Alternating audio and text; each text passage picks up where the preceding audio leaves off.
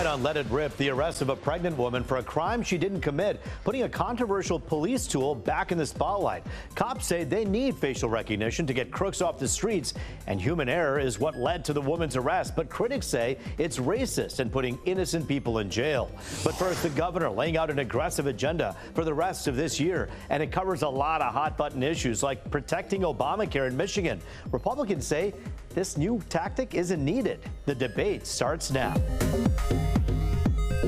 Time now to Let It Rip with Democratic insider and consultant Alexis Wiley, attorney and conservative advocate Terry Johnson, former Democratic State Senator Adam Ollier, and another conservative on the group, Jamie Rowe, who's a Republican strategist. We thank all of you for joining us today. This is a big day here in Michigan because usually you hear the governor do a State of the State address that happens right in front of the legislature.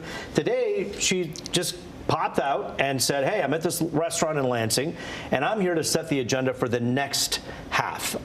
Alexis, she has a good thing going here. If you're her, you have a House and the Senate that are on your side, and she's aggressively trying her best to pass as much as she can.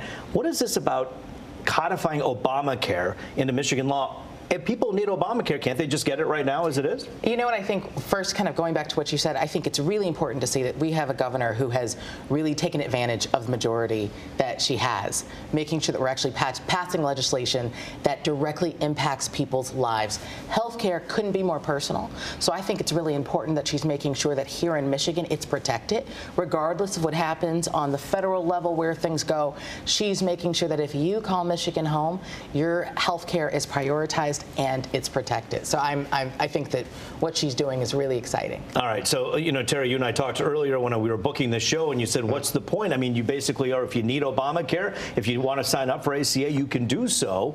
But there are so many threats that are being slung against a lot of things. And like abortion came to the state level, Alexis and the governor and others are suggesting, hey, you got to protect it. Let's put it in the hands of the Constitution here in Michigan. What's wrong with that?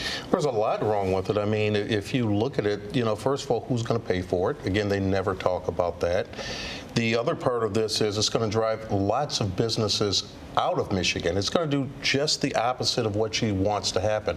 While there are a lot of good ideas to make sure that obviously we do what we can to protect those without health care, it comes down to what happened with Obamacare. My premiums went up, and for the most part, I'm in pretty good health, family's in pretty good health, but premiums and everything shot up, and it wasn't what it was supposed to be. But Terry, don't we owe people out there in our society, in this great country, to take care of those who don't have? Isn't that part of the ethos of why we're all here and why we all kind of help build each other up? I mean, Obamacare is important, don't you think, or no? Well, again, you said, do we owe? Again, we have to talk about what does that mean, okay? Because if you owe somebody something, somebody's got to pay for it.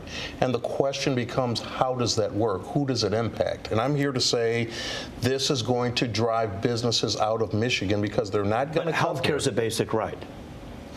It's not a basic right. It's something that we want to give people. And I do believe that people should have some basic needs. But again, what happens when you start looking at this? Because if I'm an employer like one of the big three and this comes along, guess what? Healthcare benefits are going to be cut, and it's going to be a disaster in the state. Adam Ollier, you have been in that hallowed chamber before. You've helped pass legislation there in Lansing. There are many people out there who say from a federal level and a state level, you hand a checkbook and a pen to a Democrat and they go crazy. And that's how some people are framing this and some of the other initiatives that the governor's talking about. I don't know any of those people. I mean, when people are talking, Governor Whitmer? when people are talking about what's happening, they're excited and they're grateful that for the first time in my lifetime, Democrats are able to follow through on all the promises that we've made. So why was the governor saying what's next? It's because everything she said we were going to get done this year has already been done. And now we're talking about doing the other things that really matter to people, like paid medical leave, right? I have little kids. I'm taking care of an elderly relative. All of those things are the reason that people decide to move to a state or grow their family. And the number one priority right here in Michigan is saying, how do we get more people to choose Michigan? And we do that by making it the kind of place that people want to live, that they can afford to grow old in, and that they can be a part of. And that's what today's announcement was about. And that's why you see universal approval for these items. Republicans said for years, oh, we're going to get rid of Obamacare, but not any of these things that the governor's saying we're going to put in a state statute. And that's why we're doing them, because people like them and they're critical. But while something's critical, isn't there a way to do something so that you're not just, let's say, blowing all of the money? I mean, is there a way to do this in a way that's more responsible? The question that people have right now is with this paid family and medical leave, how the heck are you going to pay for it? So paid medical leave is really important. It actually saves most states money. It saves employers money because they don't lose employees. For months and months and months, every job lost during the pandemic was by a woman, and every job gain was gained by a man because of the gender pay gap. And so women were staying at home because they made less money and taking care of children, taking care of mom and grandma. And so, so they stay at work, which means that they have less costs for losing employees. They get that 4 weeks, that 6 months, and they are much more likely to go back to work. That's what's really important. But isn't this essentially a payroll tax on an employer in some way? I mean, that's like saying a weekend is a payroll tax or 40-hour paid time off. But like all of those not things like a weekend. This is different than a weekend. Adam, follow me here. It's different today. It wasn't before. How is this different than a payroll tax, would you say, for an employer? It's the same way that you look at the time you have off, right? 100 years ago, you didn't get time off. You didn't have a 40-hour week. Those were things that labor unions and Democrats fought for and made into reality. So the benefits that employees take advantage of today came about just like this by people saying, hey, the basic standard is this. I want to get back to Alexis in a moment, but Jamie Rowe, I want to give you a chance to chime in over here. Your thoughts on all these initiatives the governor talked about today? Yeah, the one thing, the Obamacare piece is fine because it just codifies what is existing law and doesn't cost us any more money. The paid family leave is a payroll tax, Rube. You're absolutely right. It's going to be funded through a payroll tax. How they've done it in Minnesota, where there is a 0.75 payroll tax, 0.75% payroll tax on every company, with half of that can be borne by the workers.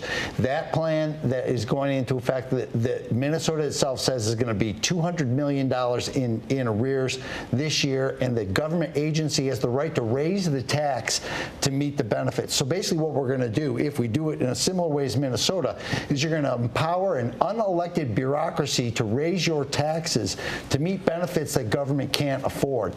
And quite honestly, that is the opposite of what attracts. But wait a minute. You don't think if you're a company sitting outside of Michigan thinking about relocating somewhere, and you find out that the governor of Michigan is talking about putting this into place for paid family medical leave, wouldn't that attract a lot of people who want to come work here? I think it will attract nobody to come work here. Why is that? Why would you say that? Because it's an added cost of doing business. The payroll tax, half of the payroll tax is going to be paid by the employer. And the other thing about it is you have people, the worker, not about the business. People will be allowed to start working here, let's say at Fox 2 today, and then take family leave tomorrow. If necessary, take family leave tomorrow. So how on earth does that attract anybody to our state? And the governor's own jobs task force said that we expect stagnant job growth through 2030. But Jamie, I want to point this out. You're talking about how would that attract an employer, and I understand your point. But what about the employee? If I want to work for a company in a state that offers this kind of value for me, wouldn't I want to go to Michigan? Wouldn't I want to come here to work? If there are no employers, there are no employees. Exactly. At the end of the day, really, what companies are looking for is talent, right? They are looking for the most talented workers. And when you think about the policies that the governor has put into place, they are attracting people. It's all about making sure that people feel that they can have access to equal rights, that they can have access to paid sick leave, right? We think about me as a mother, right? If something happens to my child, I want to be able to take time off. I want to make sure that I create a workplace where my employees can take time off if something happens. I think she is really thinking about what will attract talent, and I think that business will continue to choose Michigan. But does the governor always get it right? Because repealing, for instance, right to work, is that something you think will help attract businesses into this town? I think we've seen a number of big, large employers who are still choosing Michigan. I mean, you just saw the big announcement from Ford on the Marshall Blue Oval site. Companies are constantly looking at bringing their companies here because they know that we are really a place How that's investing in many talent. companies, though, Alexis, are actually turning away from Michigan, knowing that they've repealed right to work, and now we're talking about this paid family medical leave that so far the governor has indicated not in any necessarily way how much it's going to cost and how they're going to do it. I mean, is that attractive for businesses? I think that we have seen no shortage of good companies choosing Michigan, and I think they will continue to choose Michigan, especially under the governor's leadership. Terry, you're nodding your head. Back and forth. You know, you look at places where this is not going on. They're growing. Texas. It's not because of the weather, it's because of the economic policies. Florida, it's not because of the weather, it's because of the economic policies. What are they doing differently? Everything that this governor isn't doing. That's what's going on. When you look at startup companies and everywhere else, very few are choosing Michigan. You use Ford as an example. They're already here. They have an investment here. But what about companies from outside? Why would, if I'm a small business, which we're not talking about, and I have, you know, someone that takes 15 weeks, guess what? I got to pay them. I can't afford to put somebody in that job. Who's going to do the work? Well, let's keep in mind, my That friends, sounds like saying that we're not gonna hire you're probably How thinking to can you yourself, hire wait a people minute, if someone else how is are we there? doing this paid family and medical leave? Large companies already do this. We're talking about smaller businesses. We're asking for it. Brian Calley with the Small Business Association of Michigan, of course, the former lieutenant governor, spoke out today basically saying, I don't know how we're going to pay for this, and this is a concern for a lot of people. Adam, when you hear that concern, how do you answer it? I think that's why we have a legislature who can work with small businesses. This was the first piece of legislation that I introduced, and disproportionately small business owners were the ones that were asking for it because it allowed them to level the playing field, right? Like small businesses were not the first ones to have paid leave of any kind or unemployment insurance or any of those kind of things. A state-run program that happens in concert with business, with all of these stakeholders coming together, is the only way it's going to happen. And those small business owners are the ones that are trying to attract young talent who have to deal with this thing, right? We see so many people who, when they have their first child, they either leave the workforce or can't come back, and small businesses are the ones that are losing those employees. Terry and Jamie, I got to tell you right now, we do these stories all the time about young people basically saying, first of all, I don't want to work in the traditional way. In other words, there's a whole new workforce that's developing, and we can sit here and scoff at them and say that they're out of touch and that they need to learn how to work hard like I did. Bottom line is they're finding a way around it. Gig economy, other outside ways. of Michigan. Well, not necessarily, but my question is 77% of the Michigan workers right now in the state of Michigan do not have access to this privilege, if you will, or some would say necessity. How is that okay in your mind for a young person who's watching right now to say, hey, I want you to stay in Michigan, but we're not going to do this? Well, what they need first is a job. They don't just, they need a job and they need an opportunity. Then But you have to make it attractive? and you can negotiate that with your employer. Fact of the matter is, you say small business loves it, except for ASBAM, the Small Business Association of Michigan, and the National Federation of Independent Businesses, who are wildly in opposition to it. And the other thing, people need to remember, because of the inflation that we've gotten under Bidenomics, everybody in this state's going to get a 5% increase in their property taxes going into next year. And now you're going to throw this tax on top of it. People are having a hard time paying for cereal to feed their kids. And now we're going to throw even higher taxes I want to get to this for something that 6% of the workforce I want to get to this last year. topic here. It seems to many conservatives out there, Alexis, that the governor came up with this wish list, says, here's what's next, and let's push play and let's go. And with a Democratic majority right now, it's easier done than said, actually. You can do it. But what about this energy initiative, producing wind, solar, and other common sense sources? Democrats in the legislature have already said here in Michigan they want to phase out coal-fired electricity plants by 2030. Is this overly aggressive, and is this considering all of the people in the state and what they want?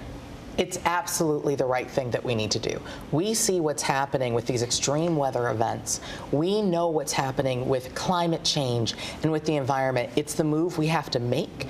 And I think she's doubling down. Renewable energy, clean energy, everybody is moving in that direction. We've got to go with it. She's on the forefront. And what I love about what the governor's doing is, unlike Washington, she's taking advantage of the majority she has and pushing legislation that is actually making a difference in our environment, in our our world and at people's kitchen tables. She's making a difference, and I think this legislation is hugely important. Terry, what issues do you have with her clean energy initiative that you talked about today? Well, first of all, it's not common sense. I mean, how many of us sitting here have lost power or watching here on TV have lost power or are still out with power and probably can't watch tonight? That's why you need additional sources. I'm not saying additional sources, but when you start talking about the things that we're trying to do over the next few years, the words, and Adam said this earlier, hey, the government, blah, blah, blah. The scariest words, I believe Reagan said, I'm here from the government and I want to help you, right?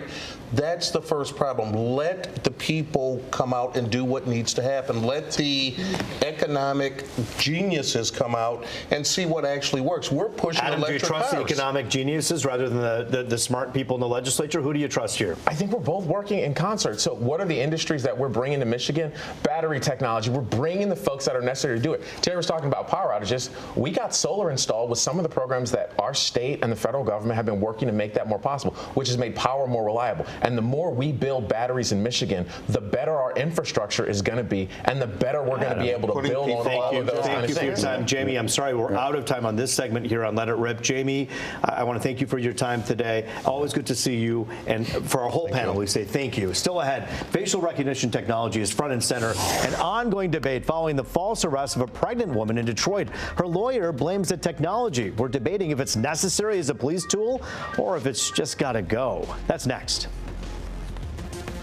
Back now, Let It Rip. The arrest of a pregnant woman in Detroit for a crime she had nothing to do with has reignited the debate about a controversial piece of technology, facial recognition.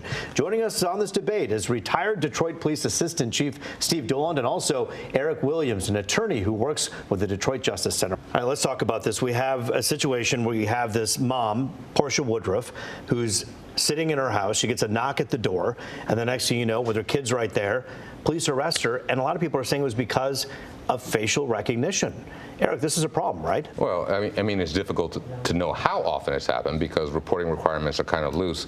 And the chief actually said it wasn't the facial recognition technology that was at issue. It was actually an error by the investigator, which is something similar we've heard to the explain the prior instance we've had of people being arrested. But how often do you have to have interactions between, in Detroit particularly, people of color and the police before something goes horribly wrong, where somebody who should have never interacted with the police is suddenly being arrested with a kind of certainty that is unwarranted in these situations? Well, there was a 2019 study that said that many of these facial recognition algorithms are more likely to mislead minorities than whites and misidentify them. In fact, I think one of them said something like 100 times more likely to confuse two non-white people. Steve Doland, look, you spent all your life in law enforcement. This facial recognition technology, is it good enough to be used right now and to be used in mass? I think as a tool. I don't think that in this particular case it wasn't enough to arrest her because she wasn't the suspect. The detective dropped the ball. The arresting officers, I think, dropped the ball. There's a policy and procedure you're supposed to follow. I can't just say, oh, there's a fingerprint, you're guilty, here's a warrant, you're going to jail. It's my understanding she screwed up. It's a good tool. And I had a discussion with a woman who said she's totally against it. I said, okay. But they've solved 16 homicides in Detroit using that as a tool. Do you go to the families going forward who are victims of sexual assault or lose a family member and say, we have this tool, it's not 100%, we're not going to use it. But I want you to use every tool that you can. But is the tool being used in a way that obviously in some cases isn't accurate? And are there other tools that can be used to help these victims and their families get the help that they need? Why this? I mean, you were in a police department for how many years before this technology even existed? Y'all did just fine without it. No, we didn't. No? Do you remember the 70s and 80s? We had 500 plus homicides. We were losing more people in Detroit to murder than the entire U.S. military is losing all their actions. So it goes back to gumshoe, that's an old term, gumshoe detective work where you get your ass out there, knock on doors, talk to people. You can't just say, oh, there's a picture. That picture gave that detective 71 possibilities, 71. And she said, you know what? I'm going to center on that one. no, that's not fair to the victim. So, Eric, why not use technology if it can help, as he mentioned, not just the one person like Portia who was misidentified, but the countless other people and the 16 family members of those homicide victims, and say, hey, this is a tool we're using to help track down the person who did this. What's wrong with that? Right. So to be perfectly honest, my position is that law enforcement should completely stop using facial recognition technology at the moment. And it's not just facial recognition. I'm talking about basically all AI, artificial intelligence augmented surveillance. Because the problem is we have literally no federal standards related to how it gets used. When it comes to constitutional protections, it's difficult to apply them because they were developed before this technology existed. We always sort of operated on the premise that a lot of our rights were preserved because it was impossible to watch everybody all the time. And that's simply not true. Technology can do that. And not only is facial recognition technology augmented by AI capable of identifying somebody, rightly or wrongly, frequently wrongly in the case of darker skinned people, it is capable of tying whoever's been identified to all the information in every single database that's potentially accessible. Now you ask why we should disregard this tool? Because the danger of it, not just to the individual, but to our very society, is so extreme. What about all the people out there that could be helped or saved or could benefit in a way because how quickly this facial recognition, when used correctly, can identify somebody who may be lurking a few houses down? Isn't that a good use of the technology? It's all a cost-benefit analysis, right? And we can't pretend that we have sufficient protocols in place. And we don't even have to imagine, and I'm just talking about good faith errors, and we don't have to imagine what abuse would look like. We can go everything from COINTELPRO to TIPS to the Ghetto Informant Program, looking at surveillance of Muslims in the aftermath of 9/11. Baltimore, using the Baltimore Police Department, using facial recognition to identify people protesting the death of Freddie Gray in police custody, using facial recognition to identify those folks who had outstanding warrants and the like. San Francisco, California said, we're not using this anymore. San Francisco has a growing crime problem. They're figuring out a way with old-fashioned and some new-fashioned police work to figure out who's causing the crimes. What's wrong with that? Portland's not using it. Seattle's not using it. They're also losing their businesses downtown. I worked with Chief White. We're close. Didn't always agree, but we're close. He does a deep dive on stuff, and I had someone say to me, well, that's a racist policy by using facial recognition. And I said, first of all, James White is not a racist. Second of all, former Chief Craig put him in charge of the consent decree, right? Policy procedure to ensure if we follow policy procedure right, no civil rights were affected. Governor Whitmer said, you know what, you're my guy to be the head of the Civil Rights Commission in the state of Michigan. I trust you. Duggan said, come on back, I trust you.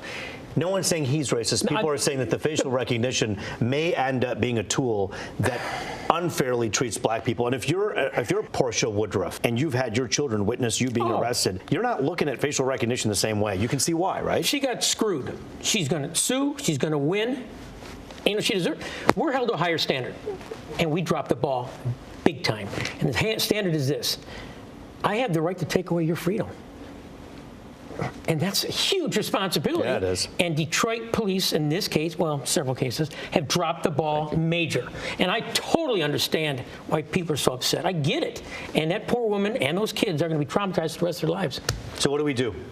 I said there should be a moratorium on the use of it. And part of the problem isn't just that it's making mistakes now, right? I mean, so we're talking about a technology that was developed primarily without the input and is being implemented without the input of the people who are going to be subject to it most. That's problematic in and of itself. But then you add the fact that when you start looking at how this technology is being used, and as I said, it's being used in other ways in facial recognition, it's being used in risk assessment for sentencing, and we're talking about everything from ShotSpotter to license plate readers. A lot of what it does is simply reinforce the existing biases in our judicial system. So why would we do this before we have laws in place at some level to actually govern how it's It used. has been proven that human beings have bias. It has proven also that AI has some biases, and we got to figure this out and sort this out. I want to let the people have their voices heard on the other side of the break when Charlie takes Let It Rip on the road. Facial recognition, good or bad? Depends. It's ups and downs to it. The bad thing is, is government too much into your business type of thing. Taking a picture of someone that's robbing you or something like that would be good?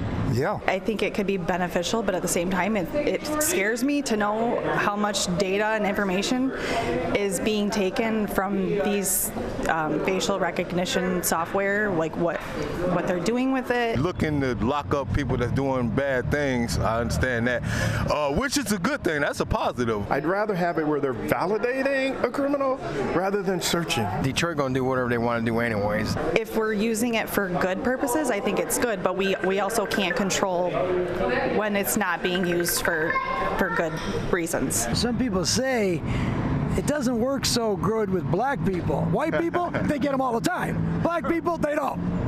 Hey, they say all black people look alike. Hey, listen, I want to thank my guests, Steve Dolant and also Eric Williams, as well as you at home for joining us. Thank you, gentlemen. That does it for this edition of Let It Rip.